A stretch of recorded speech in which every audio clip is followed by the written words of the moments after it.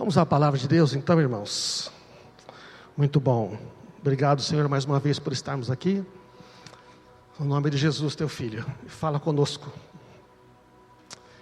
Então estamos falando abordando esse tema, e hoje eu quero falar com vocês sobre duas histórias de restauração. Primeiro começa com a redenção, que é Jesus nos dando um novo coração, uma nova vida. Não é? Sem redenção, sem perdão.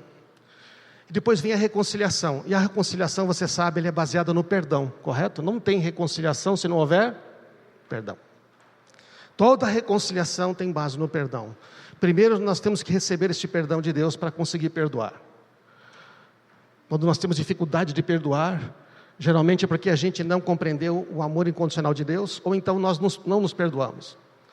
Sabe, eu já encontrei muitas pessoas, eu passei por isso também, embora pregue sobre isso sempre, mas eu passei uma situação onde eu estava muito irritado, e o Senhor falou para mim: você não se perdoou disso aí? Eu falei: não, me perdoei. Ele falou: não, você não admite que você cometeu esse erro, e você se condena por causa disso. É a mesma coisa que não se perdoar. Eu falei: é verdade, eu perdoei você, mas você queria ser tão bom, que você não queria ter cometido esse erro. Minha graça te basta. Então, nós temos muitas vezes que encarar essas verdades, não é verdade? Encarar a verdade mesmo, primeiro sobre nós. E também encontrei muitas pessoas que não conseguiam perdoar, mas na verdade elas também não criam no amor de Deus. Porque o problema de receber o perdão total de Deus é que você também tem que perdoar totalmente, né? Lembra da parábola do Mateus 18, do credor? E quando uma pessoa fala: bom, eu vou perdoar totalmente, então desvia do assunto.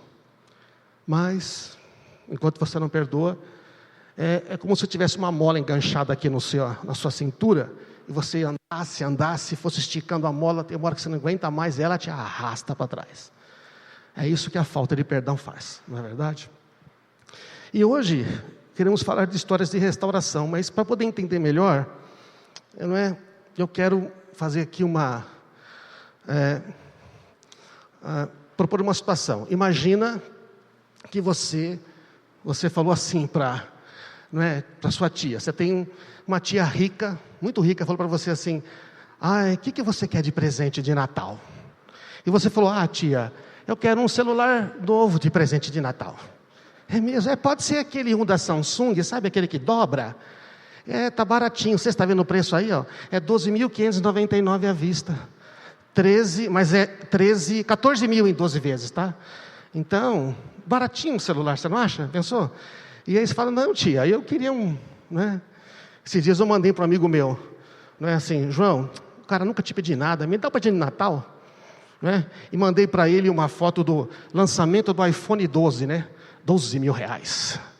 E aí ele respondeu assim: kkk, nem vendendo o meu rim, porque o meu rim tô com umas pedras no rim, não dá nem para vender o rim, para te comprar o celular. Então, tudo bem, é um negócio absurdo, mas aí o que acontece?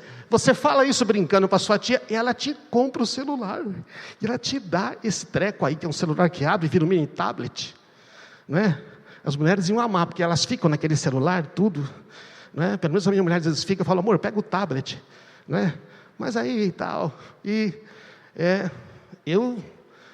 nossa, é horrível para mim. Eu prefiro responder no WhatsApp e no computador, porque eu teclo rapidinho. Porque ficar digitando mensagem, meu Deus. Mas assim, você ganhou esse presente. E aí, o que acontece? Acontece que você joga o celular no sofá, sabe assim? Ele quica, e cai no chão. Plá!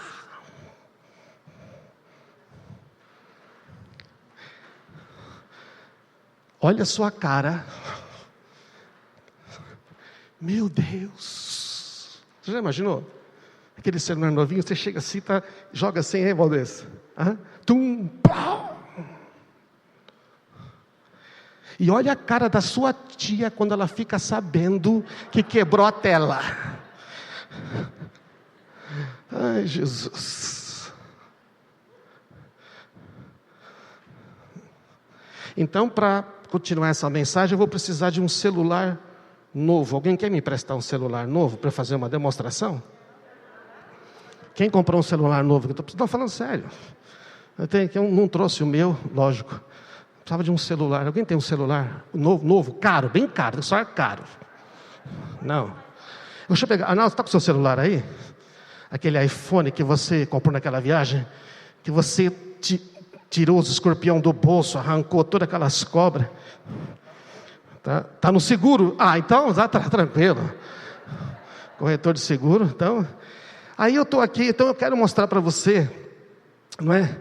Fazer a seguinte pergunta: você acha que você tem o controle da sua vida?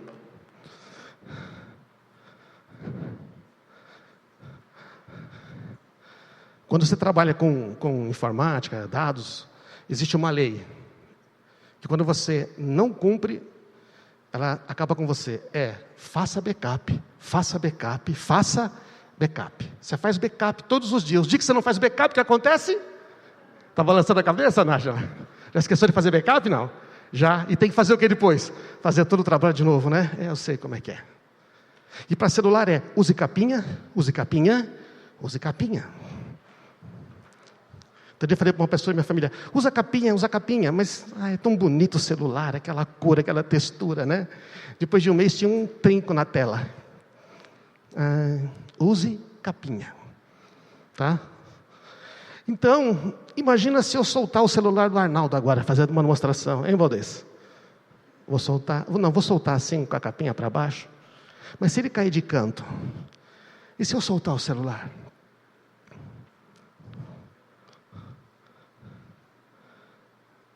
O que vai acontecer com ele? Vai cair? Não, eu posso controlar. Posso controlar se ele vai cair ou não? Posso. Não posso.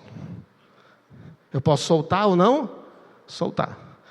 E se eu soltar, vai ter consequências? Vai.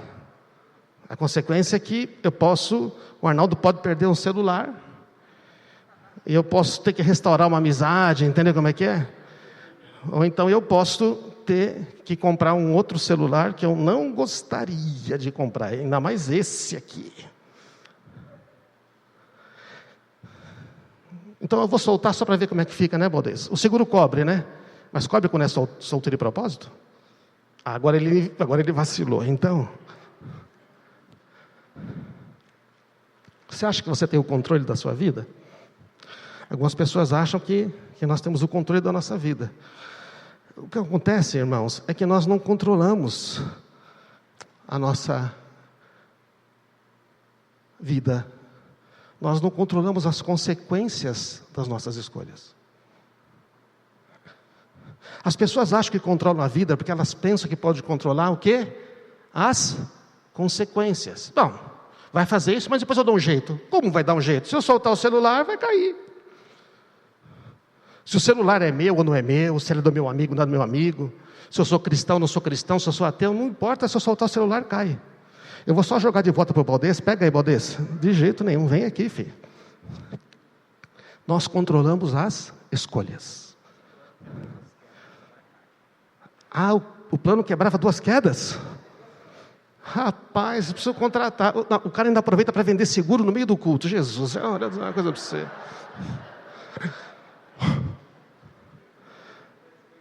As consequências eu não posso controlar. Eu só posso controlar as escolhas. Depois que você soltou o celular, ele vai cair. A gente não controla. O que é que controla? Porque a gente acha que está no governo da nossa vida, né? Bom, nós estamos no controle das escolhas da nossa vida, é verdade. Mas das consequências, não. Os princípios e leis que operam na vida das pessoas, nos relacionamentos, na economia, no mundo físico, e que controlam as consequências das nossas ações. Os princípios e leis físicos. Se você soltar, cai. É um princípio físico. A força da gravidade, tão misteriosa, ainda sendo estudada. Leis econômicas. Se você gastar mais do que ganha, leis civis, leis relacionais, que envolvem relacionamentos das pessoas. Por exemplo, quem costuma mentir tem sempre problemas de relacionamento. E também existem leis espirituais. Por exemplo, dirigir em alta velocidade tem consequências? Tem, você pode escolher dirigir. Você pode derrapar na curva, você pode levar multas, o radar vai pegando. Você pode perder a liberdade de dirigir.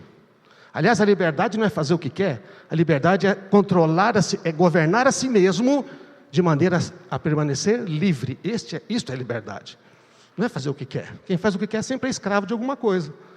Pega Fernão Dias no sentido de São Paulo. E de repente você chega no viaduto Oricanduva, naquele trânsito. E você diz assim, como vim parar aqui? Mas você escolheu pegar no sentido São Paulo. Onde você vai chegar? São Paulo. Eu penso que a predestinação é assim. Deus nos predestinou para o bem. Se você escolher obedecê-lo. Haverá um futuro bom. Mas se você escolhe não obedecer a Deus, também já está determinado. Larga o caminho que conduz à perdição. Estão entendendo, gente? Depende das nossas escolhas. Se você pular de um prédio, não importa o quão ungido você é, você vai cair. Se você gastar mais do que ganha, você comer ou beber demais, se você mentir para o cônjuge, na sua família, no seu trabalho, não é? Mas também se você cumprir a promessa, tem consequência? Tem. Se você andar na luz com as pessoas, se andarmos na luz como ele está na luz, nós temos comunhão, quer dizer, nós nunca ficamos separados. E o sangue de Jesus purifica do pecado. Se nós falarmos a verdade, nada há contra a verdade, senão pela própria verdade. Quem fala a verdade não precisa ter medo. Não tem que ficar lembrando que história contou da última vez. Honrar a Deus com o seu dinheiro. Olha, quem honra a Deus com o dinheiro, não é? Tem o Senhor como protetor e aquele que te dá sabedoria para multiplicar. Fugir do pecado. O salário do pecado é a morte. Ora, já está determinado. Você não controla as consequências quando peca. São as leis espirituais que controlam. Então, tudo isso, parece que às vezes a gente esquece. Especialmente alguns jovens hoje em dia, eles falam, não, eu sou livre para fazer as suas escolhas. Cara, um jovem diz que é livre para fazer as suas escolhas, mas ele faz as escolhas de outros, ele faz a escolha porque ele quer enturmar, porque ele quer se parecer com outro, ele está escravo, ele não está livre. Livre é aquele que consegue governar a si mesmo e falar, eu vou tomar uma ação diferente e vou permanecer firme. Esse é o livre, amém? Uma liberdade que te escraviza. Eu não tenho tempo para entrar nisto. Gustavo tem falado sobre isso, a maioria aos sábados, né? Então, basicamente, o que acontece? Pecado tem tudo a ver com relacionamentos. As pessoas acham que pecado é uma lista que Deus gosta, Deus não gosta, Deus faz e não faz. A questão do pecado, gente, está essencialmente em prejudicar alguém que ama você. Ou prejudicar alguém que Deus ama. Fazer algo bom com motivação ruim. Deus prova o coração. Você fez algo bom com motivação ruim? Cara, não deixou de ser pecado. Fazer algo ruim com a motivação boa também não deixa de ser, porque afinal você prejudicou. Teve uma boa intenção.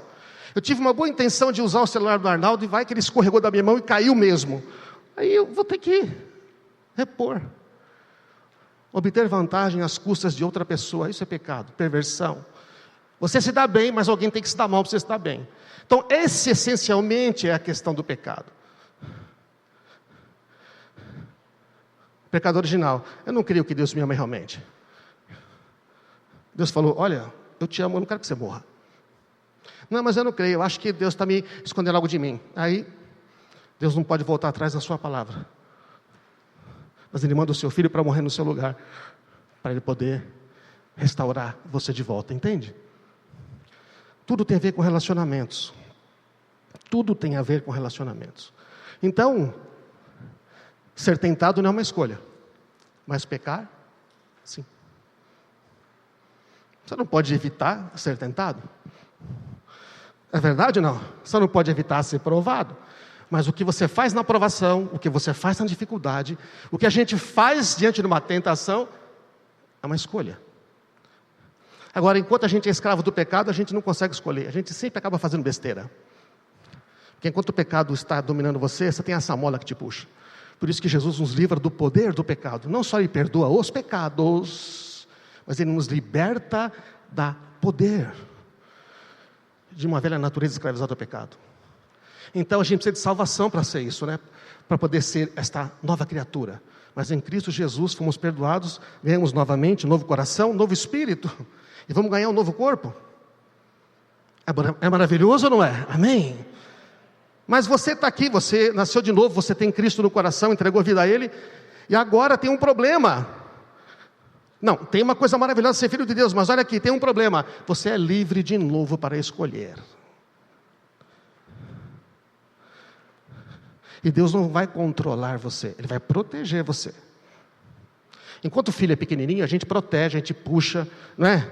Dá umas palmadinhas, dá umas broncas, mas depois quando ele fica grande, aí ele está fazendo as escolhas. E quem faz as escolhas também vai sofrer as consequências. Coisa que todos adolescentes não entendem facilmente. Gastei muito tempo treinando os meus filhos. As suas atitudes têm consequências. Antes eu assumia todas por você, mas agora você também está assumindo. E em breve você vai assumir todas. Porque você vai ser adulto, independente. Eu não posso ser julgado pelas suas escolhas. Posso ser julgado de como eu ensinei você a escolher. Então, quando nós somos livres, nós podemos escolher pecar ou não. Nós podemos escolher ceder ou não. O problema das escolhas, por que eu estou falando tudo isso? Porque para haver restauração envolve uma escolha nossa, sabia? Para haver restauração envolve uma escolha nossa. Tem gente que não está experimentando restauração porque não quer fazer a escolha necessária para que isso aconteça. Minhas escolhas não afetam apenas a mim mesmo. A moçada acha, não, eu cuido da minha vida. Se eu fizer, eu mesmo respondo. E quem disse que o que você faz só afeta você? Quando os filhos adolescentes começam a argumentar e tudo, tinha uma hora que eu falava assim, certas coisas você vai entender quando você tiver filho. Não adianta tentar te explicar agora. Minha filha mais velha, depois que teve filhos, falou, pai, me lembrei que você me disse muitas vezes, você só vai entender bem isto quando você tiver filhos. É um tipo de dor que só quem tem filho sabe, né? Mas Deus é fiel, Ele cuida dos nossos filhos. As minhas escolhas afetam quem eu amo, quem me ama, e quem está conectado com essas pessoas. Quem está conectado com quem eu amo, vai ser afetado. Quem está conectado com quem me ama, vai ser afetado pelas minhas escolhas. Já parou para pensar nisso? Por isso Deus colocou no casamento duas pessoas, para que andem em acordo, para que façam boas escolhas. O homem que não consulta a sua mulher para fazer escolhas está perdendo. A mulher que não ouve seu marido nas escolhas está perdendo.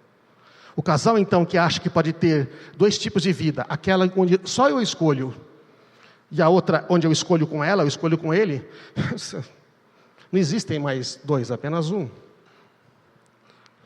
E filhos, vocês estão conectados às escolhas dos pais, e pais a dos filhos.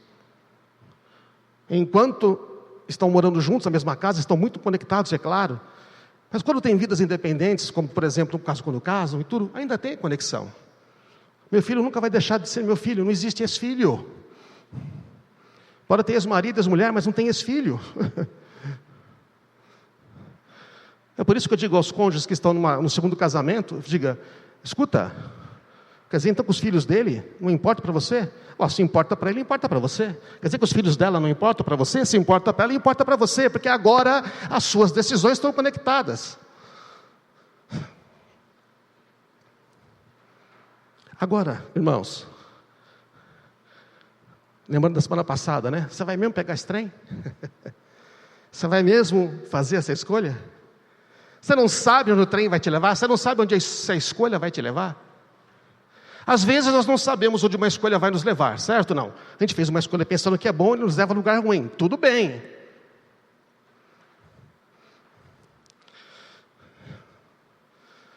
E quando a gente faz escolhas já sabendo onde vai dar?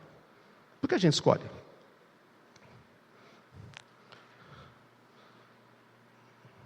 Se você pegar Fernão Dias agora, no sentido de São Paulo, sabe onde vai chegar? Vai chegar no mesmo lugar que sempre chegou.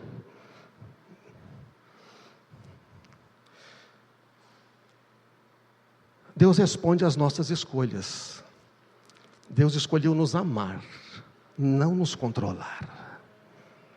A pergunta é, nós vamos escolher o quê? Amar a Ele também? Eu lembro quando eu assisti muitos anos atrás aquele filme, O Todo-Poderoso, com o Jim Carrey e o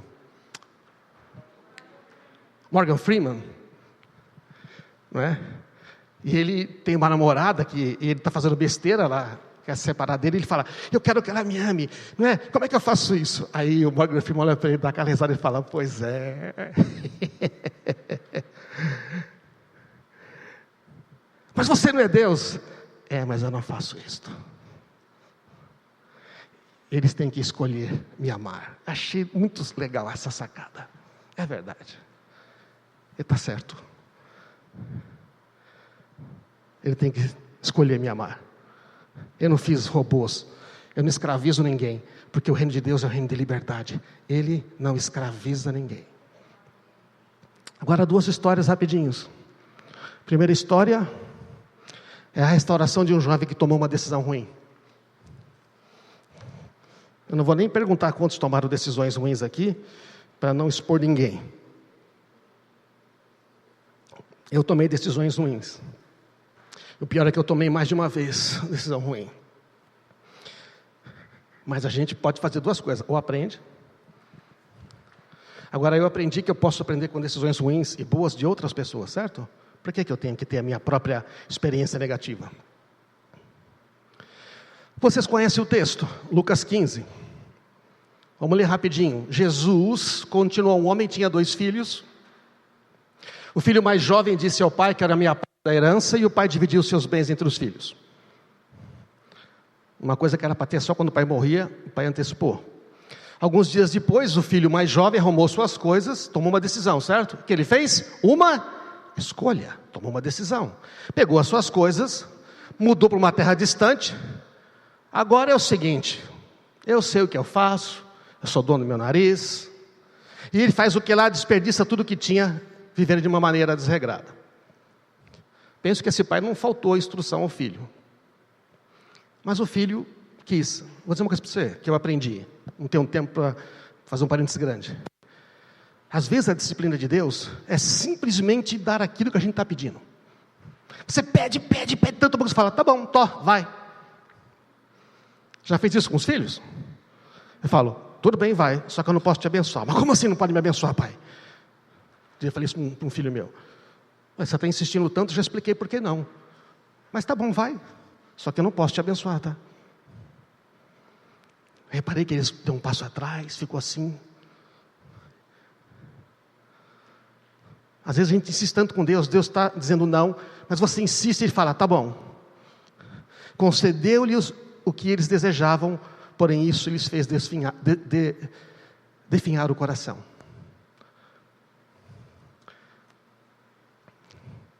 Se Israel me ouvisse, Salmo 81, se tivesse ouvido a minha voz, mas não, quiseram fazer o que queriam. Então eu disse, tá bom, faça as suas escolhas, ande nos seus caminhos.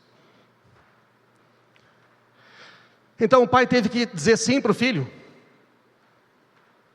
E aí, quando o dinheiro acabou, você já reparou que a tendência do dinheiro é acabar? Mais do que multiplicar. O dinheiro, se você não fizer nada, ele não multiplica. O que acontece com ele? Acaba rapidinho. O dinheiro acabou, uma grande fome se espalhou pela terra e começou a passar necessidade. E aí, a coisa ficou feia. Você sabe, não vou me delongar nisso aqui. O objetivo não é esse texto hoje, não é? Ele convenceu, o cara teve que convencer um fazendeiro da região a empregá-lo. E isso me mandou ele cuidar dos porcos. Um judeu cuidar de porco, gente, é uma coisa humilhante, né? Animal imundo. Então, embora ele quisesse saciar a fome com vagens que é dado para os porcos, ninguém lhe dava nada. Quando finalmente caiu em si, quando caiu a ficha,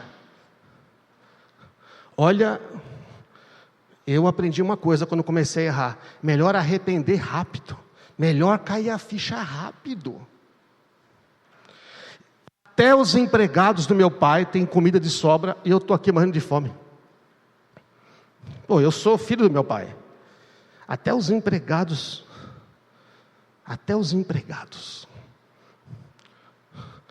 Já falamos aqui em muitas mensagens sobre ser filho, mentalidade de filho, mentalidade de empregado, mentalidade de escravo, não é isso não? O que você é? Tem aqui uns 20 que acham que são filhos. O que você é?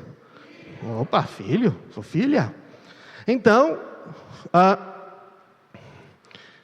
ele faz outra escolha. Isso que é legal, esse jovem faz outra escolha.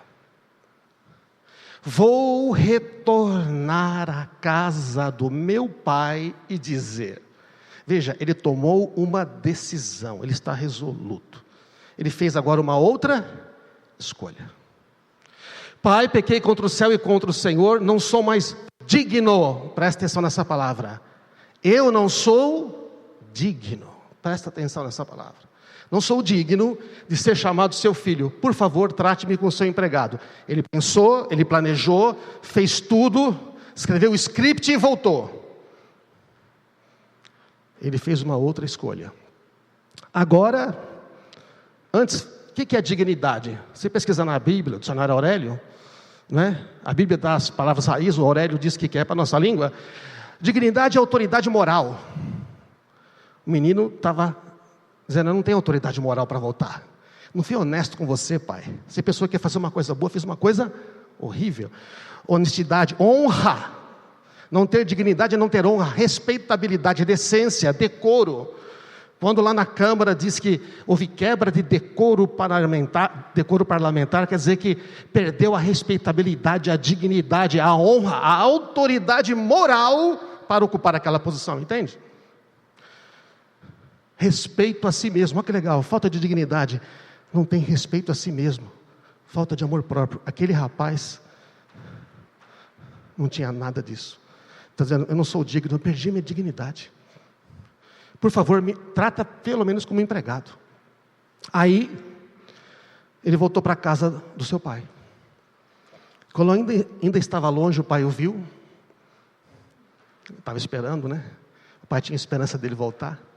O pai viu de longe, e pai conhece filho de longe, sabe? Vou dizer uma coisa, pai conhece filho de longe. Pai que ama, conhece. E aí, cheio de compaixão, correu para o filho, abraçou e beijou.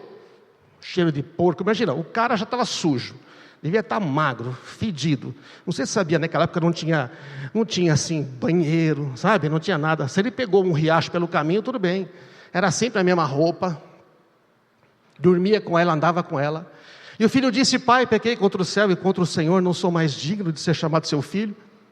E o pai abraçou, beijou. Mas aí, lembra que eu falei que a gente não controla as consequências? A gente só controla as escolhas. Qual é a consequência que o filho esperava? Meu pai vai pelo menos me contratar para carpir mato na fazenda dele e eu vou ter comida. O que aconteceu? As consequências que nós não controlamos. Não é legal isso, gente? O filho toma uma decisão, se arrepende, volta. Mas olha a consequência que ele não controla. A primeira também ele não controlou a consequência. Ele foi fazer o que queria com o dinheiro e se arrebentou. E agora que ele pensa em ser um empregado, no entanto, é Jesus falando, né? No entanto, todavia, porém, contudo, o pai disse aos servos, depressa. Fala aí, depressa. Não é interessante que ele falou depressa? Por que ele falou depressa? O que ele mandou fazer depressa? Depressa, traga a melhor roupa da casa. Tragam e vistam nele. Coloquem um anel no dedo. O anel, você sabe que é o símbolo de autoridade, de herança. Ele está dizendo, coloca o anel para saber que ele é meu filho, que ele tem direito ainda aqui, neste lugar, que ele tem dignidade. Coloca o anel no dedo, rápido!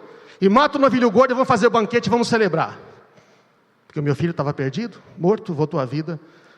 Estava perdido e foi achado. Depressa, não quero que veja meu filho assim. Depressa, o meu filho não vai ser envergonhado. Meu filho errou, o meu filho pisou na bola, ele não me ouviu, ele fez o que achou melhor, mas ele voltou, ele é o meu filho, depressa, e eu vou proteger o meu filho, amém. Esse é Deus, este é Deus, este é Deus. Sempre é uma escolha melhor. O filho voltou, arrependimento, ele escolheu voltar.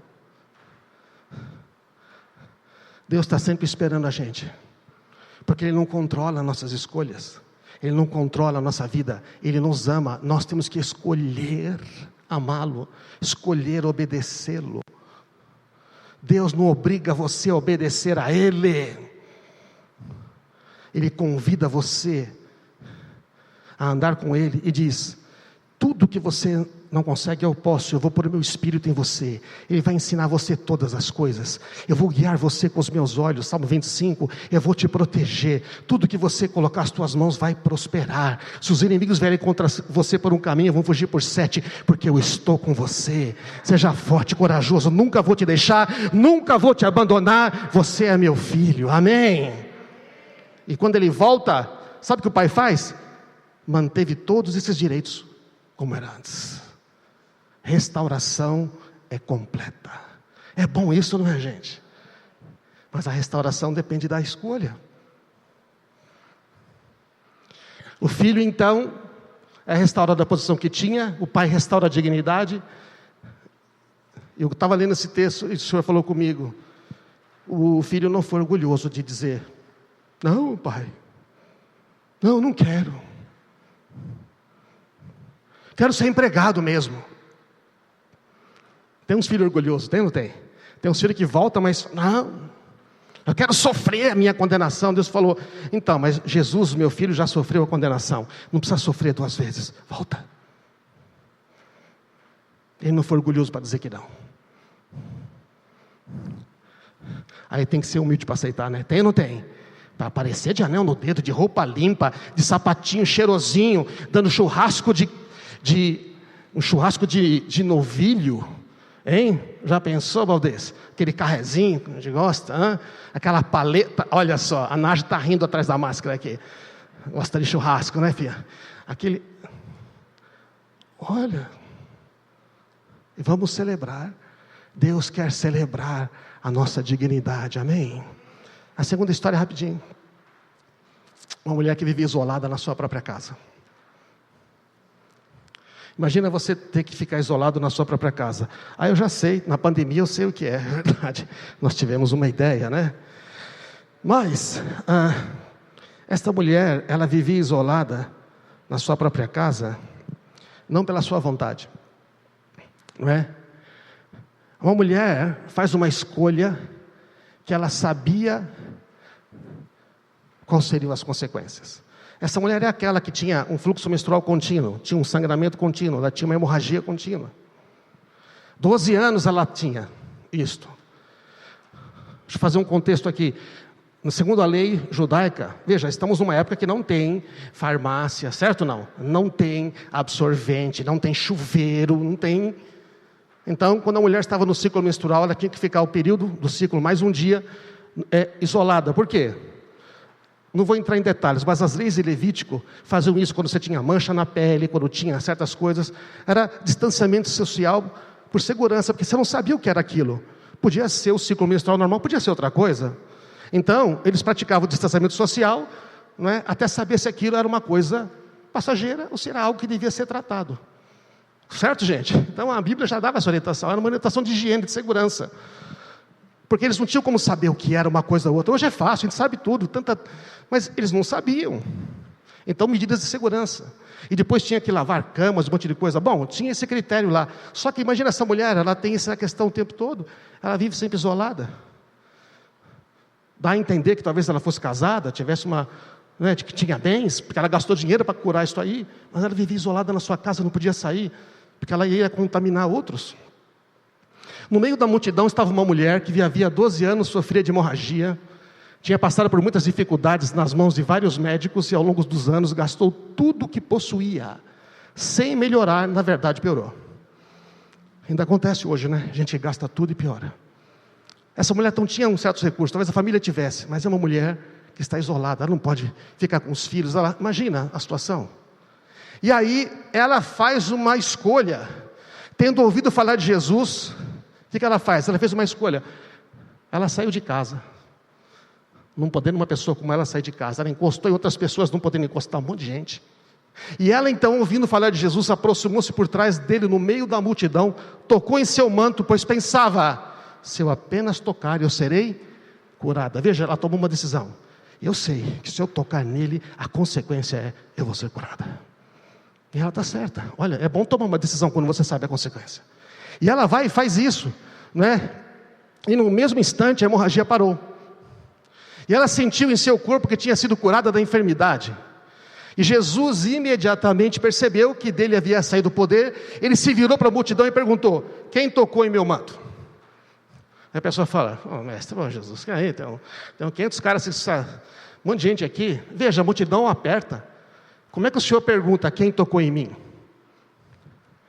E aí o que acontece é que, segundo algumas colocações, essa mulher deve ter tocado no manto, especificamente os judeus usam um cordão azul, tecido, os homens usam nas pontas, né? É o tzitzit. Só quem pode tocar no tzitzit é o filho, a filha, a mulher, o irmão. A família íntima. Ninguém, é uma questão judaica. E ela estava na multidão, foi e encostou. Aí, deixa eu voltar aqui, acho que pulou o versículo 32. O versículo 32 diz assim, Jesus, porém, continuou olhando para saber quem tinha tocado nele. Jesus parou e ficou olhando. Não, ninguém te tocou, ele ficou olhando. E aí a mulher, o 33, assustada e tremendo pelo que tinha acontecido, ela tem que tomar uma outra decisão agora. Ela pode ficar assim, não fui eu. Quem foi? Eu? Não.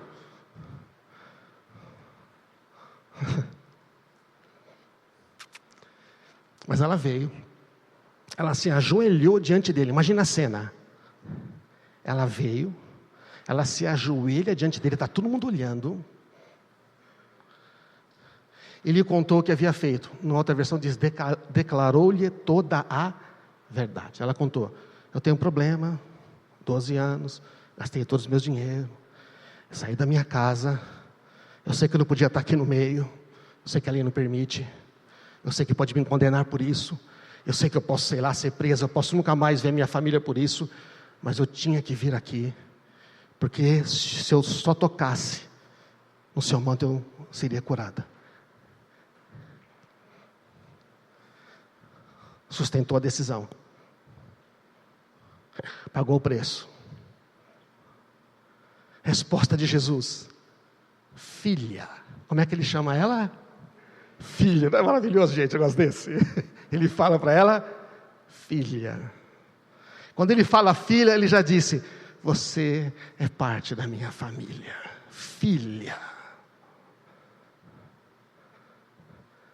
Tua fé a curou, vai em paz. Seu sofrimento acabou. Diante de todo mundo ali, Jesus falou, esta sabe quem é? Quem que ela é? Filha. E sabe o que ela é? Não é mais imunda, não tem que ficar mais isolada, não tem mais. E sabe de uma coisa? O sofrimento dela acabou. Então ninguém aqui tem que se preocupar com nada, ela está livre, amém? A decisão abençoou ela e toda a família dela, os filhos, os amigos. Mas essa mulher teve que sustentar a sua escolha. A mulher não se escondeu. Ela não poderia ter tocado, como eu já falei, mas ela se arrisca. E Jesus chama ela de filha, restaura a identidade, restaura a dignidade dela. E Jesus falou, você está livre para sempre. Pode subir a banda aqui. O Pai quer restaurar a nossa dignidade, quer restaurar a sua dignidade. Jesus, o Filho, quer nos livrar, Deus, do sofrimento, nos dar direito de filho.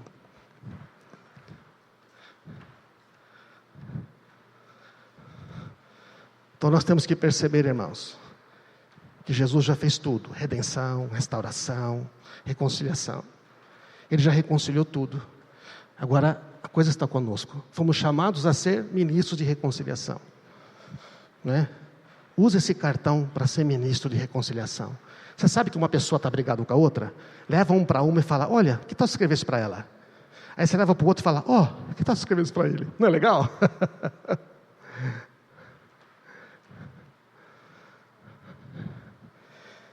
E aí, o Senhor está dizendo para nós: existe restauração de qualquer coisa te esperando, mas nós precisamos tomar certas decisões. Certas decisões. Precisamos de restauração? Arrependimento, tem que dizer verdade.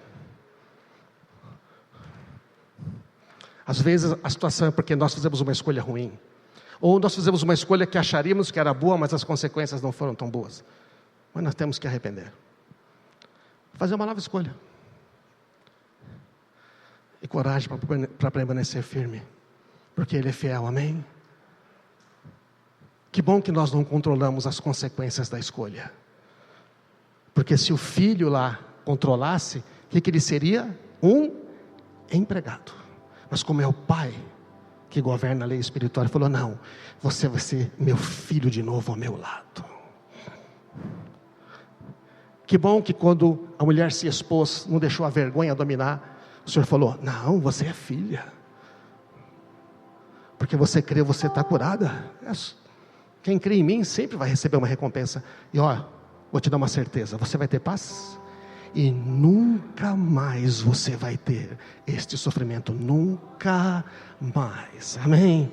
Porque o que Ele faz dura eternamente, nada se pode acrescentar, nada se pode tirar. Vamos ficar de pé, irmãos, vamos orar nesse sentido. Quantas coisas, quantas decisões, o ano que vem está aí, muitas decisões, mas na verdade amanhã está aí, hoje está aí. A gente só consegue tomar decisões hoje. Já tentou tomar uma decisão ontem? Não. É uma tortura, né? É tentar entrar na máquina do tempo. Não dá para tomar decisão ontem. Já tentou tomar decisão amanhã? Chama-se procrastinação. Deixar para tomar decisão amanhã pode causar mais mal do que não tomar uma decisão hoje. Não tome decisão precipitada, mas toda decisão de se voltar para Deus, buscar a Ele, sempre tem uma recompensa maior que a gente imagina.